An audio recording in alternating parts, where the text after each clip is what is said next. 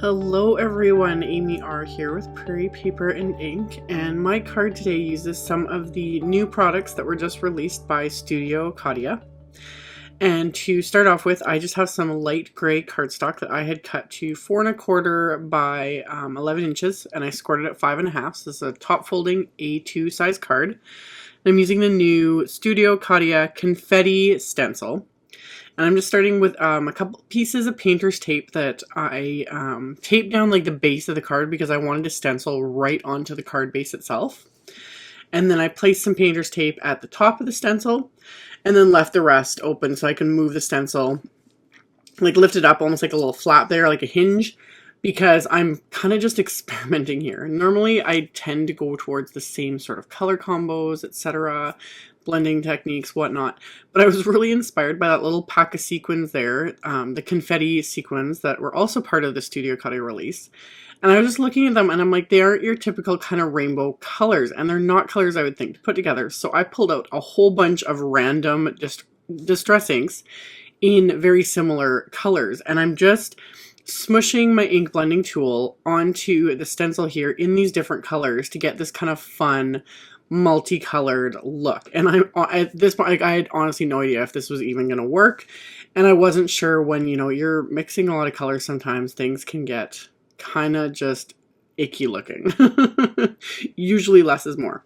But I was playing around and I was just curious to see how this was going to work. So I just kept smushing the colors until I end up having the entire card base covered in these fun multicolored confetti. And I did work kind of lightest to darkest regardless with all my inks, because I didn't want the yellow, picking up the purples, etc.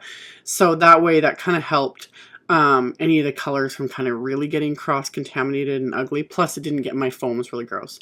So as is, it looks pretty fun. It's all multicolored, but I wanted to add some bling. So I pulled out my Moonstone Tonic Glimmer Paste here. And I got a good sized dollop on my palette knife because I do not want to dip back into it, because I knew this would happen. It's picking up all the ink on the actual stencil. So you could help avoid this a bit if you wipe off the stencil first. But again, I'm kind of experimenting and I was just curious to see how the colors would kind of blend by doing that. So I just scraped it on. I tried not to mix it up too much. And I didn't put any of that remaining glitter paste back in the container because it's now muddied from all that ink on the stencil. But it worked, because when I peeled the stencil off, they're still multicolored and they're now glittery and fun. So I'm going to kind of move this away so I can wipe up that little bit I got on my craft mat.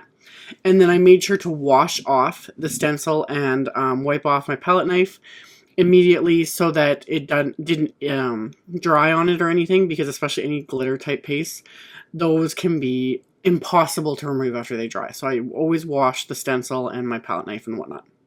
So now I've set my card base aside so I can dry. And I pulled out a piece of, this is the Judikins Embossable window plastic, meaning you can heat emboss on this and it will not melt. Some acetate will melt, so either get some like this that's meant for heat embossing, or just be very careful when you experiment. So I use my anti-static powder tool very liberally on this piece. And then I'm stamping the new Kindness stamp from Studio Katia. And I just slightly smeared it. I had inked it up with Hero Arts Unicorn White Pigment ink. So I just wiped it off with a baby wipe, made sure I got it really good and dry, and I'm going to use my anti-static powder tool again.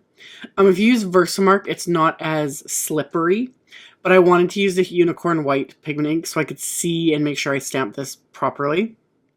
But you just have to be really careful about stamping like straight up and down. It's very difficult, but if you mess up, you can wipe it off and keep trying. So I was able to get it almost perfect. I still wiggled it the teeniest bit, but I was okay with that. And then you pour in the embossing powder, and it seems like it's going to cling to everything, but the minute you flick the acetate, it all comes off except for where you stamped. Again, using an anti-static powder tool is pretty much a must when you're heat embossing on this acetate. Otherwise, it's just going to cling to everything. So I did that. I let my heat tool heat up, and then the embossing powder does melt extremely quickly on this. So you just got to pay attention to what you're doing, because it melts faster than it does on cardstock. So after I was done heat embossing that, I ended up die cutting it with one of the circles from just Simon Says Stamp nested circle dies. And I made sure to die cut it so it was just slightly smaller than the new, this is the new fancy circle wafer die from Studio Katia, and I'm just keeping the frame here. After I created the card base with a confetti background, I didn't want to cover it up at all. So I was like, well, if I use the frame and if I heat emboss the sentiment on the acetate, you can still see all that gorgeous multicolored glittery confetti. So to adhere the acetate to this frame, I have it flipped over and I'm applying adhesive just around the scallops with a fine tip applicator bottle. I'm just using some Ranger Collage medium matte here. Multi-medium matte adhesive would work just as well. And I just squeezed on a thin amount. I don't want too much because I don't want it oozing out everywhere. And then I'm going to adhere my little acetate circle to this, and I'm going to put a couple of acrylic blocks on top of it just to hold that down while it dries.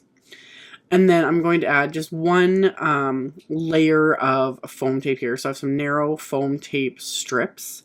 You could also cut down the 3M foam tape. You'd probably have to cut it at least into thirds just to get a nice little narrow strip.